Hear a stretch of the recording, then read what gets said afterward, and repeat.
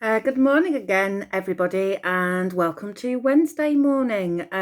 All this week we are thinking about the stories that. I'm sorry, but my cat is meowing. I'll just need to go and let her out. Do you need to go out, Tara? Oh, did you hear her? I'm not sure whether she means yes or no. We'll see if she comes in here. Would you like to go out, Tara? Yes. If you come here, then just one moment. I'll be back shortly. Come on, then.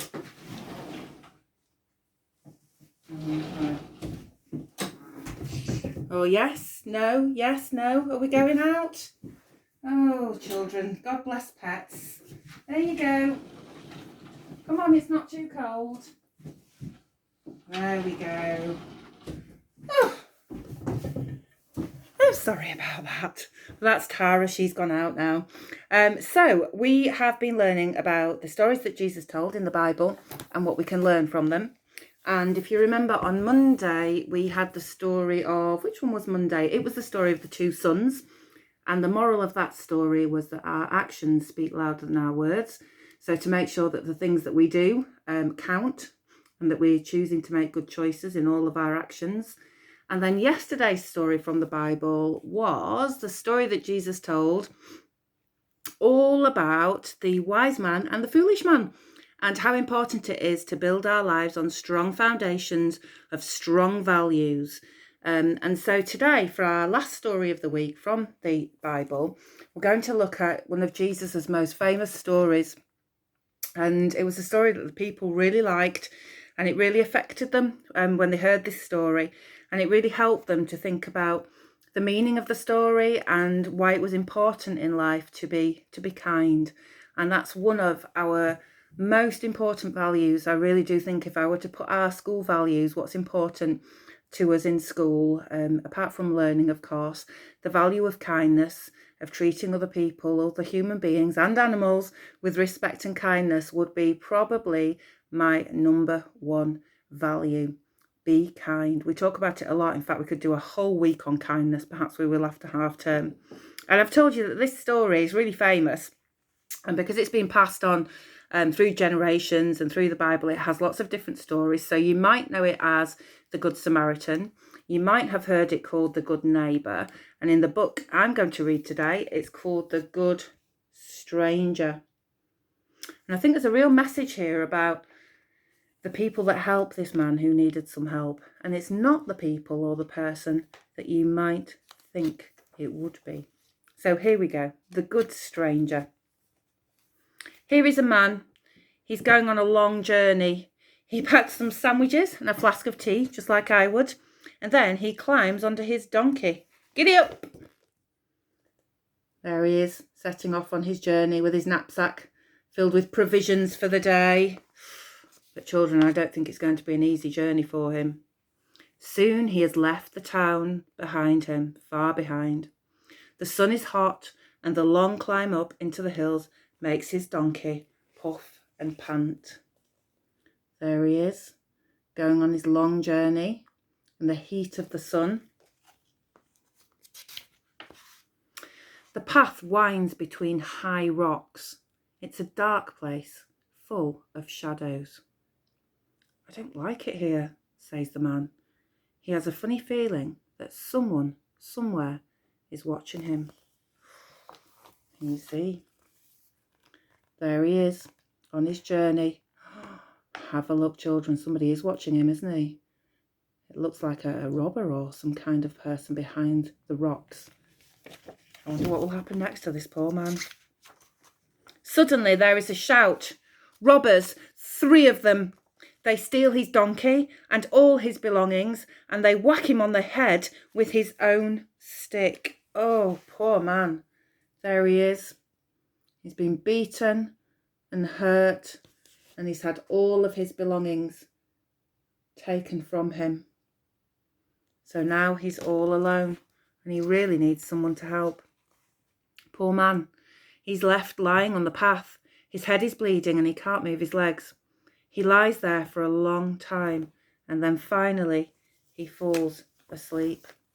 Now this man's really going to be in trouble if someone doesn't come along soon to offer him some help. Let's see who comes. After a while, someone does come along the path. Oh, he's wearing fine clothes. It's a priest from the local temple. He stops, then hurries past the man, pretending not to see.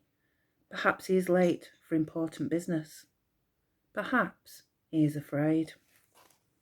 Well, there's our man, lying hurt and afraid, and here's the priest from the temple.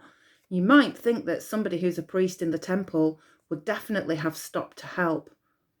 But in this case, he didn't stop to help. He just carried on going. And as it says, perhaps he was a little afraid to help the man. Perhaps he was afraid that he might get robbed too if he stopped to help. The man wakes up and starts to call for help weakly. Oh, don't worry, because here comes person number 2. This person's sure to help. This is somebody who works also at the local temple and the town hall. He's a judge. He wears a wig, just like judges still do, don't they? You've seen pictures of them working in the courts. Help! Help! But the judge pretends not to hear, and he hurries past, just like the bishop. I wonder why he did that. I wonder why he didn't show kindness to the poor injured man. The sun rises high in the sky. The man is hot. His throat is dry. But here come more footsteps. He's almost given up hope that anyone will help him and show him any kindness. Who could this person be? Oh no, his heart sinks. It's just a stranger. Not only that, it's a stranger from a different land, a foreign country. Ugh, he's got no friends in this country. Why would he stop to help? He's probably afraid himself. Here comes the stranger, the Samaritan, with no friends in this country, not a lot of money, not a lot to give. I wonder if he will help this poor man. Looks like he's on his last legs. But the stranger does help. He does stop. He speaks kindly to the man in foreign words that the man doesn't understand because it's a different language to what he speaks. But it doesn't matter. He can still tell that the man is being kind. And he helps him carefully and gently to drink some of his water. He washes his wounds and carefully puts a bandage around his head. Look at the care and the kindness that this stranger, this good neighbour, who he doesn't even know, he's not even from this country, speaks a different language, but he still shows such kindness to this man. The stranger helps the man up onto his donkey. He puts his arm around him to stop him from falling off and gently leads him down the path. Look at that picture of friendship, of care and of kindness from the Good Samaritan.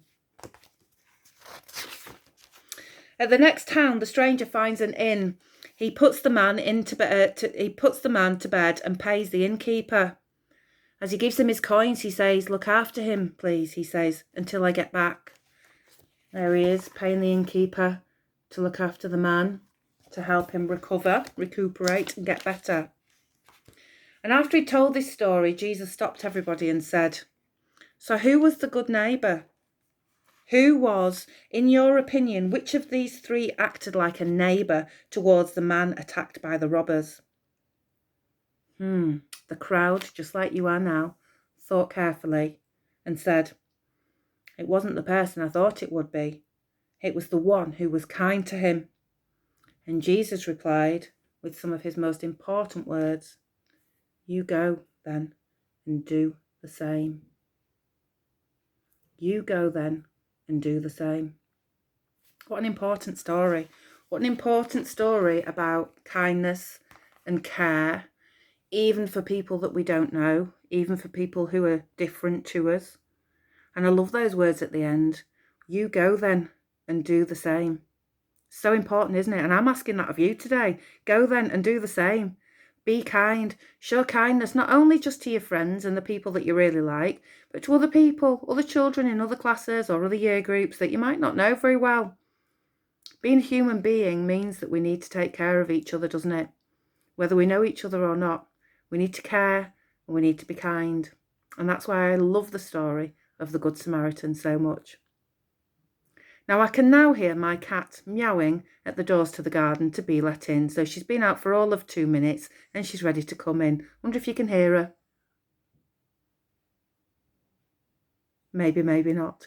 So I'll leave you now. I'll go let my cat in and see what she wants to do next, see what she wants of me, and I'll try and be a good Samaritan to her and look after her, just like I try and look after all of you children at school. So have a lovely Wednesday, and I'll see you tomorrow for the last day of half term, when we'll think about the holiday that's coming up and think about the things that you're looking forward to enjoying and what holidays are for. All right, so have a really good Wednesday, and I'll see you tomorrow. Bye for now.